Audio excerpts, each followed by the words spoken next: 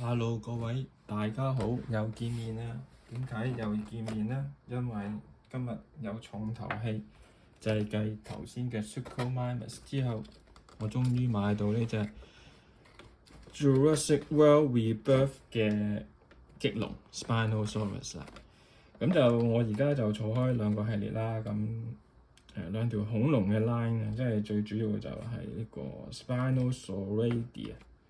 呢個棘龍屬同埋呢個三角龍屬嘅龍，咁啊都係玩 Mattel，因為佢哋出得比較齊，同埋即係玩開一個牌子就個比例就比較又唔係準嘅，即係比較咯，即係大大細細咁啊，即係好開心啊！終於買到啦。咁啊呢隻咧有啲特別嘅，呢隻棘龍咧 Spinosaurus 咧，佢其實喺第開頭侏羅紀嗰陣時就出現過。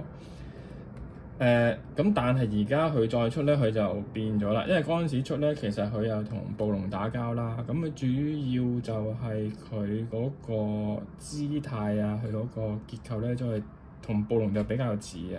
就係譬如佢後腳就比較壯啦，個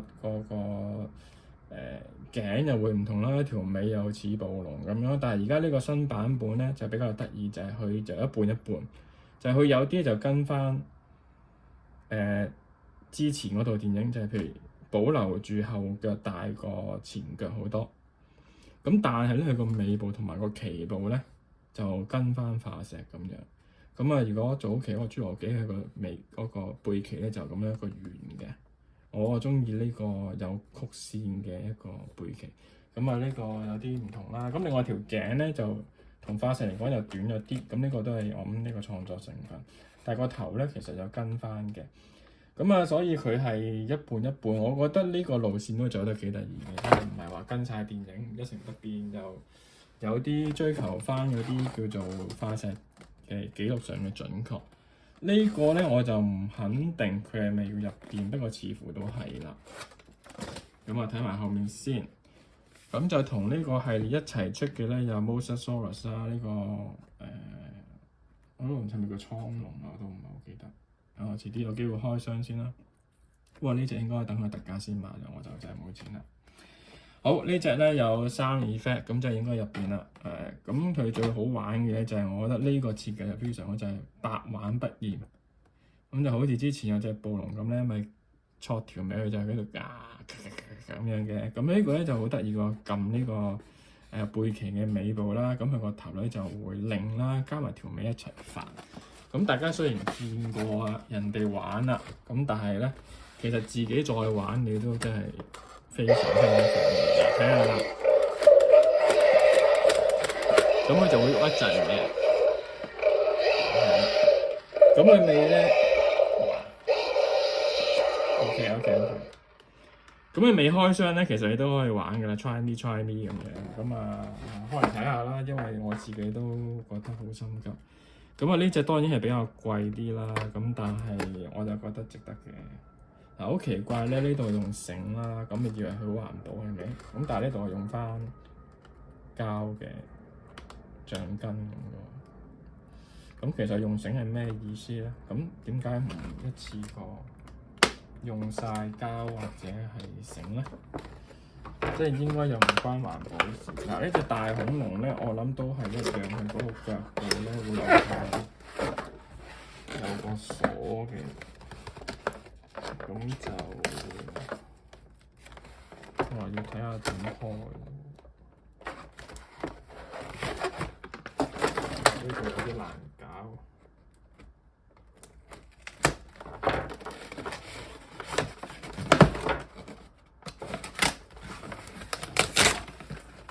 同埋咧，呢啲入電芯嘅咧，就通常都有說明書嘅。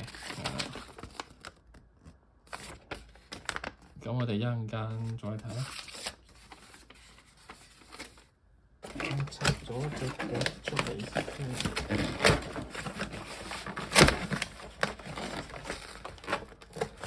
哇！今次黐到好，之前有呢啲地方好似冇落膠水。今次落足膠水喎，好啦，揾到個鎖啦，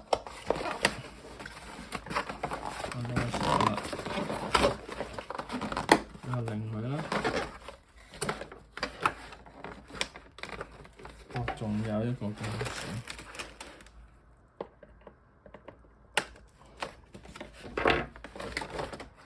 好，拜拜。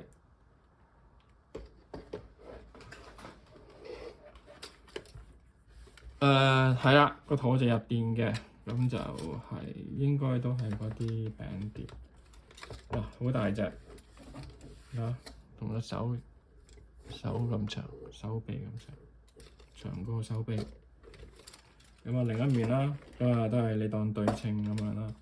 咁啊，上色個肚有啲白色，同埋你見啲紋理都好似鱷魚咁，即係佢唔單止個嘴似鱷魚，佢連嗰啲上色雕刻咧都好似鱷魚。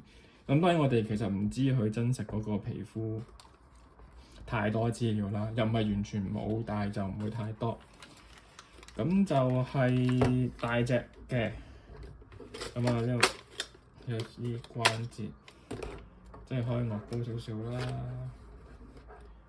咁就企平啲啦，應該佢就企平啲。嗱，呢隻就係 Suchomimus， 咁咪就好明顯咧，就細好多。但係見佢哋個品種都係嘅，你見到個嘴咧都係鱷魚嘴嘅，係啦。所以就係同一個叫屬啦。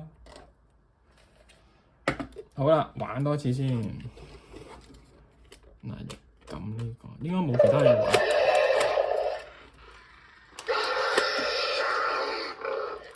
真係好開心啊！咁你應該狂撳咧就會好似上面咁樣。